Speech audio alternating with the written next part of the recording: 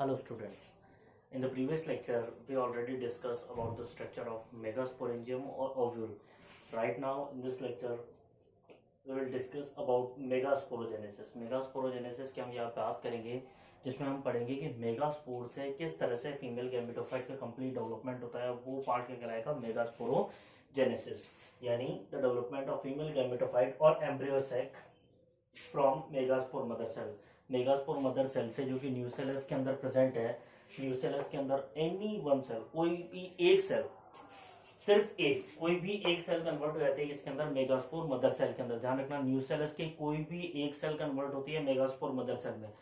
जबकि हमने जब माइक्रोस्पोरोजेनेसिस पढ़ा था तब वहां पे हमने पढ़ा था स्पोरोजेनस टिश्यू की हर एक सेल माइक्रोस्पोर मदर सेल में कन्वर्ट होती है, लेकिन यहाँ पर कोई एक सेल कन्वर्ट होती है मेगास्पोर मदर सेल में। मैंने आपको पहले कहा था ओवल के अंदर सारे टिश्यू जो होते हैं वो डिप्लॉयड होते हैं, सारे पार्ट जो नजर आ रहे थे वो डिप्लॉयड थे। तो यहाँ पे न्यूसेलस भी डिप्लॉयड है, तो इसका मतलब जो मेगास्पोर मदर सेल है जो उसी के मॉडिफिकेशन से बनी है, यहाँ पे थोड़ा मॉडिफिकेशन से, दैट इज डिप्लॉयड। ठीक है, अब इसके अंदर यानी अब बार बार मैं ओव्यूल का डायग्राम नहीं बनाऊंगा, सिर्फ मैं इस सेल को रिप्रेजेंट करूंगा।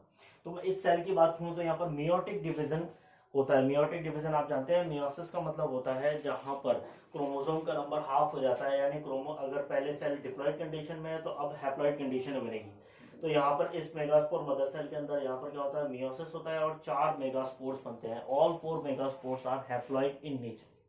चारों के चारों जो मेगास्पोर्स है वो कैसे हैं बच्चों? हैप्लॉयड है। यहाँ पर ये चैलेजल एंड की तरफ है और ये माइक्रोपाइलर एंड की तरफ है। जो सी रिप्रेजेंट कर रहा है यहाँ पे चैलेजा को रिप्रेजेंट कर रहा है, जबकि एम रिप्रेजेंट कर रहा है यहाँ पे माइक्रोपाइल, जैसा कि मैंने इसमें यहाँ पर इंडिकेट किया है। ठीक है, ये ओव्यूल के अंदर ही चल रहा है, इस रीजन के अंदर। अब इससे आगे अगर अपन बात करें तो इन मेगास्पोर्स के कंप्लीट डेवलपमेंट के लिए, यानी अगर अपन बात करें, एक स्मॉल अमाउंट ऑफ न्यूट्रिशन जो है वो रिटेन रहता है न्यूसेलस के अंदर। तो उस कंडीशन में हमें, अगर हम चारों मेगास्पोर का डेवलपमेंट करेंगे तो वो कंप्लीट नहीं हो पाएगा, या बहुत कम समय के लिए जो यहाँ पर एम्ब्रियो सेल बनने वाला है वो सर्वाइव करेगा। तो इसीलिए किसी भी एक का डेवलपमेंट प्रॉपरली हो सकता है, उसका लाइफ स्पैन ज्यादा लंबा हो सकता है, इसीलिए यहाँ पर केवल एक ही फंक्शनल मेगास्पोर बचता है, एक्सक्यूज मी, रेस्ट बाकी 3 जो है वो डीजेनरेट होता है। तो 3 megaspores are degenerate and only megaspore of micropylar side is survive. तो माइक्रोपाइल साइड की तरफ जो मेगास्पोर होता है वही सर्वाइव करता है, बाकी 3 डीजेनरेट हो जाते हैं। अब ये बचा है केवल एक फंक्शनल मेगास्पोर। अब मैं सिर्फ इस सेल का ही डायग्राम बनाऊंगा, इस मेगास्पोर के अंदर ही क्या चेंजेस हुए, ये बाहर का जो पार्ट है न्यूसेलस का इसको मैं ड्रॉ नहीं करूंगा। अब इस मेगास्पोर की बात करें, फंक्शनल मेगास्पोर, और मैं कह चुका हूं कि मियोसिस से बना है, तो दैट मींस ये क्या हैप्लॉइड है। अब हैप्लॉइड है तो इसके अंदर यहाँ पर होते हैं फ्री न्यूक्लियर डिवीजन, और फ्री न्यूक्लियर डिवीजन जैसे अपन एंडोमाइटोसिस भी कहते हैं, और इसका मतलब आप अच्छी तरह जानते हो कि केवल कैरियोकाइनेसिस होगा, साइटोकाइनेसिस नहीं होगा। तो यहाँ हम बात करेंगे केवल कैरियोकाइनेसिस की, तो फर्स्ट फ्री न्यूक्लियर डिवीजन होता है जिसकी मदद से ये जो मेगास्पोर है वो 2 न्यूक्लिएटेड कंडीशन में कन्वर्ट होता है, यानी एक ही सेल के अंदर यहाँ 2 न्यूक्लियस है।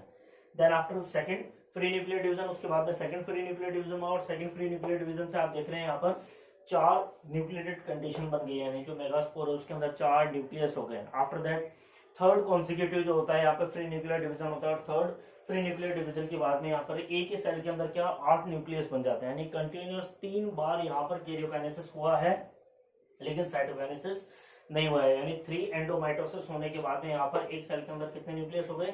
8 न्यूक्लियस। अब इसके बाद होगा cytokinesis, that means arrangement of this nucleus, इनका अरेंजमेंट होगा, यानी आपको याद हो तो ये वाला पार्ट चैलेजल पार्ट है और ये वाला पार्ट है माइक्रोपाइलर पार्ट। तो ये इस तरफ चैलेजा और माइक्रोपाइल की तरफ मूव करना स्टार्ट करते हैं, यानी कुछ न्यूक्लियस यहाँ से ऊपर की तरफ मूव करना स्टार्ट करते हैं, कुछ न्यूक्लियस यहाँ से नीचे की तरफ मूव करना स्टार्ट करते हैं।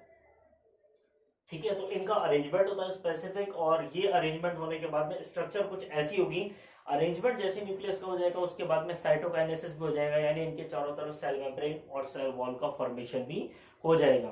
तो जो स्ट्रक्चर बनेगी इसके बाद में, यानी कंप्लीट साइटोकाइनेसिस होने के बाद में जो स्ट्रक्चर बनेगी, that is called female gametophyte और एम्ब्रियो सेल। इस स्ट्रक्चर के अंदर हुआ क्या कि जो 3 न्यूक्लियस थे, ये 3 न्यूक्लियस ऊपर की तरफ मूव कर गए चैलेजा की तरफ, और वहां पर साइटोकाइनेसिस होने के बाद में जो 3 सेल बनी है जिन्हें कहते हैं अपन एंटीपोडल सेल्स। एंटीपोडल सेल्स ही चैलेजल एंड की तरफ होती है, कोई स्पेसिफिक इनका फंक्शन है नहीं।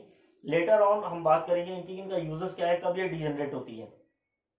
दूसरी अगर बात करें, 3 न्यूक्लियस यहाँ पर माइक्रोपाइलर एंड की तरफ इकट्ठे हो जाते हैं, तो माइक्रोपाइलर एंड की तरफ इकट्ठे होने की वजह से यहाँ पर साइटोकाइनेसिस होता है और दो इंपॉर्टेंट सेल्स बनती है।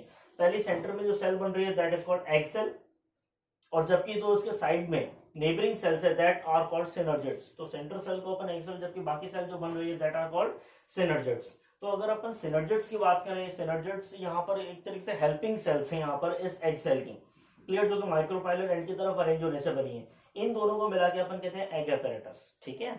वही अगर अपन बात करें, दो न्यूक्लियस सेंटर के अंदर इकट्ठे हो गए जिन्हें अपन पोलर न्यूक्लियर के नाम से जानते हैं, और इनके चारों तरफ ये जो बड़े साइज की जो मतलब सेल बनी है, सेल बहुत लार्ज साइज की बनी है क्योंकि साइटोकाइनेसिस होने के बाद यहाँ जो सेल वॉल बनी है उसकी वजह से इसका वॉल्यूम काफी ज्यादा है साइटोप्लाज्म का, तो ये जो सेल कहलाती है that is called central cell. तो अगर अपन ध्यान से देखिए पोलर न्यूक्लियर के अंदर यहाँ न्यूक्लियर लिख रहा हूँ N+N कंडीशन है, यानी दो न्यूक्लियर, यानी सेंट्रल सेल जो है N+N कंडीशन में, और ये सारे न्यूक्लियर जो है मियोसिस से बने थे। तो इसका मतलब ये सारी जो सेल, ये जितनी भी सेल्स बनी है ये फंक्शन मेगास्पोर से बनी है जो कि खुद हैप्लॉइड है, और उसके बाद में माइटोटिक डिवीजन हो रहा है। दैट मींस सारी की सारी सेल्स के अंदर क्रोमोसोम का नंबर कांस्टेंट रहेगा जो मेगास्पोर में था। तो मेगास्पोर अगर हैप्लॉइड है तो उसके बाद में जितनी भी सेल इससे बनी वो सारी की सारी हैप्लॉइड है। इसका मतलब इस एम्ब्रियो से या फीमेल गैमेटोफाइट के अंदर जितनी भी सेल है वो सभी के सभी हैप्लॉइड है। तो कितनी सेल है इसके अंदर देखते हैं जरा, 3 यहाँ पर नीचे की तरफ है, 3 ऊपर की तरफ है, 6, जबकि एक सेंटर के अंदर प्रेजेंट है 7 सेल्स है। तो 7 सेल यहाँ प्रेजेंट है और 7 की 7 सेल्स क्या है इसके अंदर, हैप्लॉइड है। जबकि अगर अपन इस तरह बात करें, इसमें न्यूक्लियस कितने हैं, तो न्यूक्लियस है 3 ऊपर है 3 नीचे, जबकि 2 सेंटर में, यानी 8 न्यूक्लियस है। तो जो फीमेल गैमेटोफाइट होता है एम्ब्रियोसाइट का, सॉरी एंजियोस्पर्म का जो फीमेल गैमेटोफाइट या एम्ब्रियोसाइट जो होता है वो होता है 7 सेल्ड एंड 8 न्यूक्लिएटेड कंडीशन। तो 7 इसके अंदर सेल पाई जाती है और 8 न्यूक्लियस पाए जाते हैं, और ये पूरी जो स्ट्रक्चर है यहीं पर ही बनी है, इसके अंदर ओव्यूल के अंदर ही बनी है फीमेल गैमेटोफाइट, यानी ये स्ट्रक्चर जो है यहाँ पर पाई जा रही है। बात समझ में आ रही नहीं आ रही है? So this is embryo sac female gametophyte जो फर्टिलाइजेशन में इंपॉर्टेंट रोल प्ले करने वाला है। इसके अलावा अगर अपन बात करें, यहाँ जो सिनर्जिड सेल्स होती है इनकी आउटर मेम्ब्रेन से स्पेसिफिक आउटग्रोथ अराइज होती है, इनके मेम्ब्रेन से एक आउटग्रोथ अराइज होती है। ये जो जिगजैग लाइक स्ट्रक्चर आपको दिख रही होगी यहाँ पर, ये जो जिगजैग लाइक स्ट्रक्चर होती है इन्हें अपन कहते हैं फिलिफॉर्म एपैरेटस। फिलिफॉर्म एपैरेटस एक ऐसा एपैरेटस है जो एक स्पेसिफिक केमिकल रिलीज करता है, और उस केमिकल की वजह से पोलर ट्यूब उसी की तरफ ही मूव करती है। That is known as chemotropic movement. आपने पढ़ा भी था ये पहले 10th स्टैंडर्ड के अंदर भी, कीमोट्रॉपिक मूवमेंट। तो जो केमिकल रिलीज होता है वो इसी फिलिफॉर्म एपैरेटस से रिलीज होता है, जिससे पोलन ट्यूब माइक्रोपाइलर पार्ट की तरफ, या मैं कहूँ कि एग सेल की तरफ अट्रैक्ट होती है। So this is all about the megasporogenesis. This is very very important topic, और 5 मार्क का क्वेश्चन है बच्चों, ध्यान रखिएगा। तो आपको याद रखना है, और ये डायग्राम जो है कई बार पूछा हुआ है, ये इवन 2016 और 2019 के अंदर ये डायग्राम पूछा था बोर्ड एग्जाम, तो याद रखिएगा। सीबीएसई बोर्ड एग्जाम में 2016 और 2019 में ये डायग्राम पूछा हुआ है। 3 मार्क्स में डायग्राम आया था। कंप्लीटली आपको लेबलिंग करनी थी, प्रॉपर्ली एक्सप्लेन करना था इनके जो इनमें प्लॉइडी लेवल क्या है, इनका हैप्लॉइड है, डिप्लॉइड है, और ये कंप्लीट जो मेगास्पोरोजेनेसिस प्रोसेस है ये 5 नंबर में पूछा हुआ है। बच्चों एक बात हमेशा ध्यान रखना, अगर आप डायग्रामेटिकली रिप्रेजेंट कर रहे हैं आंसर को और आपने उसको कंप्लीटली यहाँ पर एक्सप्लेन कर दिया है, तो थ्योरेटिकल कंटेंट लिखने की कोई जरूरत नहीं होती है, या मैं कहूँ कि मिनिमम कंटेंट लिखने की जरूरत होती है। फ्लो चार्ट की फॉर्म में आप लिख सकते हो अगर आप चाहो तो। ऐसा नहीं कि 1-2 पेज आपने भर दिए हैं 5 मार्क्स के, इसलिए रिटर्न प्रेजेंटेशन अगर आपका अच्छा है तो आपके मार्क्स पूरे ही मिलेंगे, एग्जामिनर आपके मार्क्स डिडक्ट नहीं करेगा। So this is all about the megasporogenesis. Okay, good bye.